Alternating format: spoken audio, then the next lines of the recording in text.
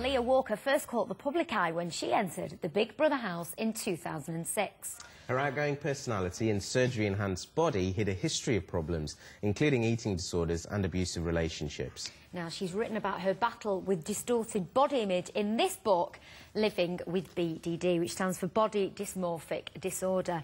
And she joins us live on the phone this morning to talk about it. Lea, are you there? I am, darling. I sound really croaky because I'm getting over from the flu. Oh, no, you're not feeling so clever this morning. No, I feel a lot better than I did, but I must apologise for my voice because it's really croaky. I don't know about that. I think it sounds quite sexy from where we are, Lea. Thank you very much for talking to us this morning. Now, we mentioned here your book's out at the moment, Living with BDD, which stands for Body Dysmorphic Disorder. Now, it's probably not that well known about in society. Can you explain to us what BDD actually is? Yeah, that you're so true. Unfortunately, dysmorphia doesn't get much media coverage, but for you to be anorexic and for you to be bulimic, you do actually have to be dysmorphic. And dysmorphic is what you said. It's a distorted body image. It's a self-hatred. It's a self-repulsion. And unfortunately, a lot of people don't. They don't give sufferers enough airtime to you know, this is the reason that I did the book, because you know, if you want to read up on literature on dysmorphia, unfortunately there isn't anything for you to look up on. So how are, you know, parents and, you know, people that care about people, husbands, wives, supposed to get literature on dysmorphia? It's an awful disorder to have, and I wouldn't wish it on my worst enemy. Now, Lea, you're saying there that it's not well recognised in the media, and I think it's probably under-recognised in the medical profession as well.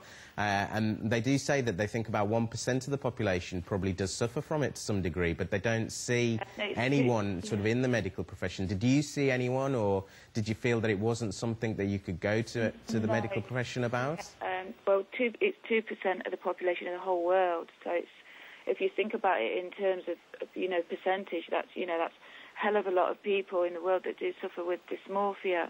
And because it's a neurological disorder, you know, a lot of people don't really want to speak about it because it is a mental disorder. It's a heavy strain of depression, and 84% of suicides in the world are down to dysmorphic sufferers.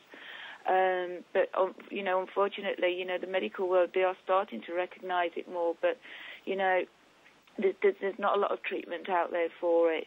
You know, they used to electric shock treat you years ago if you were dysmorphic, but now this CBT. But, you know, unfortunately, you know, I was diagnosed when I was 25, so that's 13 years ago. But, you know, children, I was a child, you know, I was a little girl when I started suffering from it. So I know that there's a lot of children out there that do suffer with dysmorphia. There's a lot of adults that suffer with dysmorphia. But, you know, they're not going to know the strains, the symptoms, unless there's literature out there. Absolutely. It's very brave of you and very honest of you to come forward, because having had a flick through the book, it is a very honest account. You've spoken about it's a distorted body image. Just to sort of make it tangible to people, what do you see, Lea, when you look in the mirror? Because we're all familiar with you from Big Brother. We know what we see. What do you see when you look in the mirror? Oh, I'm so just ugly, fat, just disgusting to look at.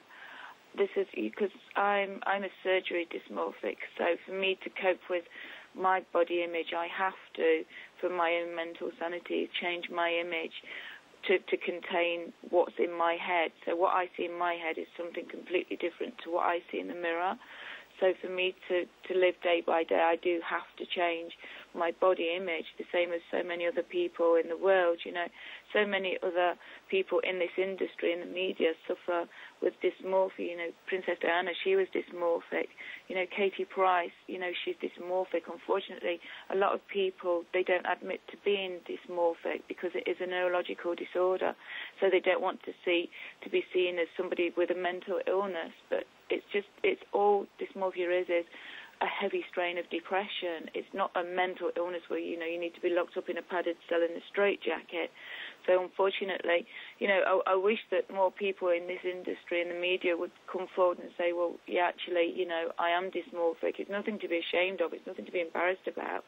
that if more people were to come forward and to say that they were dysmorphic, then perhaps more people wouldn't suffer with anorexia and bulimia, because obviously there is self-hatred as well. You know, you don't wake up one morning and go, oh, I'm going to be anorexic or bulimic. You know, you have to be dysmorphic to start off with. And, you know, I've suffered with anorexia, I've suffered with bulimia for years and years and years. So, you know, I speak very openly because I'm not I'm not embarrassed about the disorder. You know, I'm a very open person. I'll say it the way that it is. Good for you.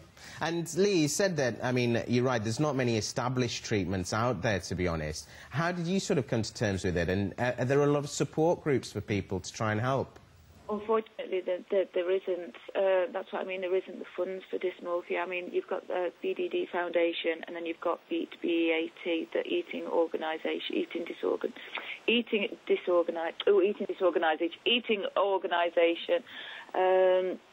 But unfortunately, there isn't the funds to fund dysmorphia. But you know, I was put on antidepressants for dysmorphia, but you know, unfortunately, there isn't a lot of funds out there to do more research into it. But you know, it's the serotonins in your brain that tell you that you're ugly constantly, so you're constantly battling. You know, and people joke, or you know, my wife said, "Oh, does my bum look big in this?" And you know, a lot of comedians, you know, take them out, you know, actually rip women to bits. But it is a really serious disorder. You know, to think that you're fat constantly, to think that you're ugly constantly, to constantly, you know, compare yourself to other people, not feeling good enough in relationships. So, you know, you're always arguing in relationships. You know, to have a physical relationship with somebody, it's very difficult because you just don't feel good enough. You feel like your partner's always looking at somebody else, always wanting somebody else, and you know, and how a partner's supposed to recognise their partner's illness. If you say there isn't the literature out there, so that's, you know, I was lucky that Apex gave me the chance to do the book, and you know, they gave me the chance, and so you know, I thought, well, if I'm not very open, I'm not very honest, then you know, what is the point of having the opportunity to talk about my dysmorphia? So that's why I was so open. Well, Lea, it's been lovely to speak to you. We could talk to you on Monday, but unfortunately... I talk so much, don't I? Sorry. You're a good spokesperson, though, for the condition, because you are so honest, and hopefully it will help a lot of people in the same position. The book's out now for people to get hold of for more information. Thanks once again for being so open and honest. It's been That's really okay, nice. thank you. Sorry, I sound so croaky. No, we liked it. Told you you sound sexy. Christmas. I hope you all have a lovely Christmas. And you. Thank you very much, sweetheart. Make sure you get better soon. Thank you, sweetheart. Take care. Bye, darling. Bye.